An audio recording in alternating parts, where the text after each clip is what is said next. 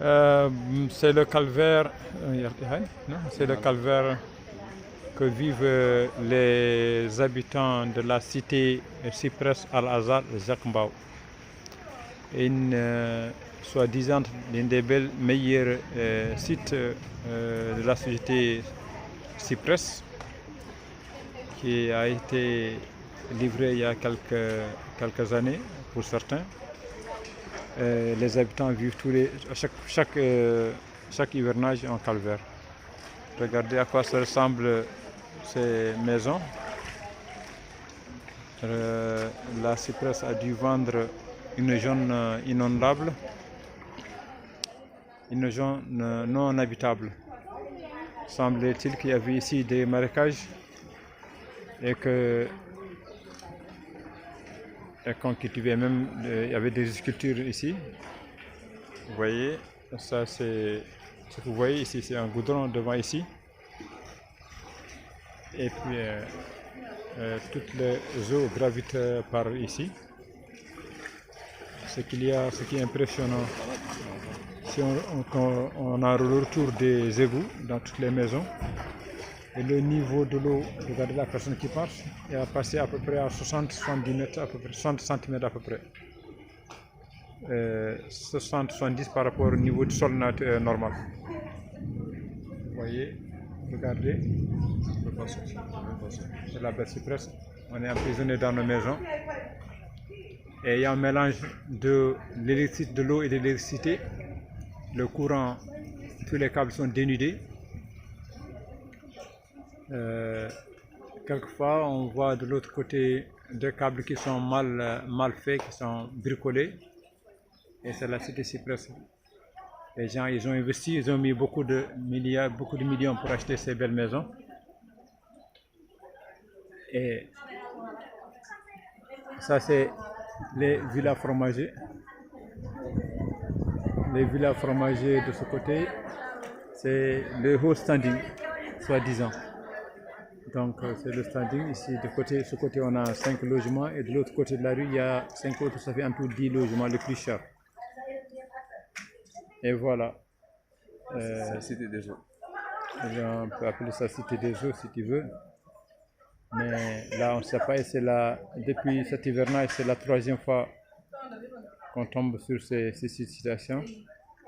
Et chaque 2-3 semaines, on a des pompes pour vidanger. On vidange, on reste dans le calvaire on est resté dans le calvaire depuis que ça a commencé l'hivernage. Chaque année, c'est comme ça et ça s'empire. D'année en année, ça s'empire. Vous pouvez regarder le niveau d'eau.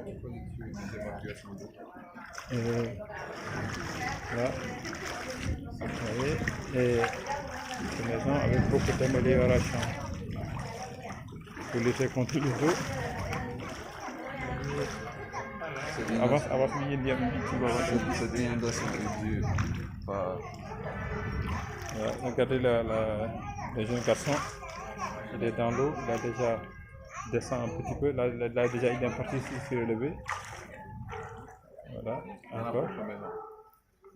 Voilà. Vous voyez déjà. Et là, on est à peu près à 50 cm, 170 mètres par rapport au niveau du sol naturel. Et voilà, et à quoi ça ressemble. Hein? Il y a des bagages. Ouais, bien sûr. Cette force, déjà, elle est... Vous voyez?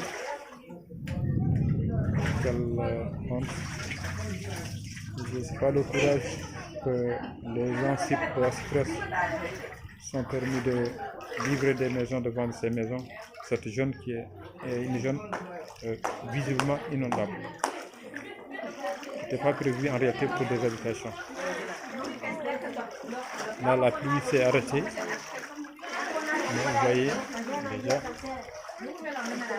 une maison.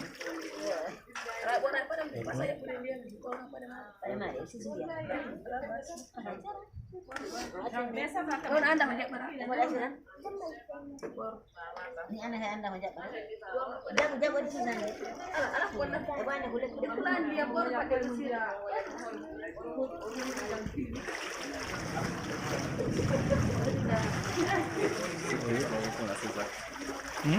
C'est que je dois répondre à ces actes. Et la rue qui est goudronnée.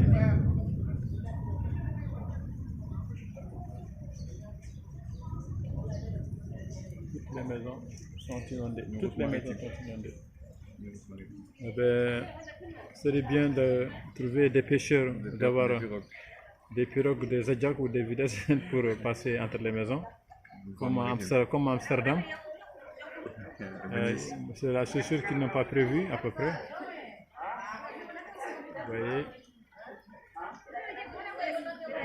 la Cypress qui est une grande société de construction, un promoteur assez bien réputé. Et depuis, il n'y a aucune action qui est faite. Il semblerait-il que l'autre hivernage, l'autre pluie, ils ont donné 2 millions à la cité. Ils ont donné 2 millions de francs CFA pour contribuer au sinistre. On ne sait pas ce qui s'est passé. Tchalelde.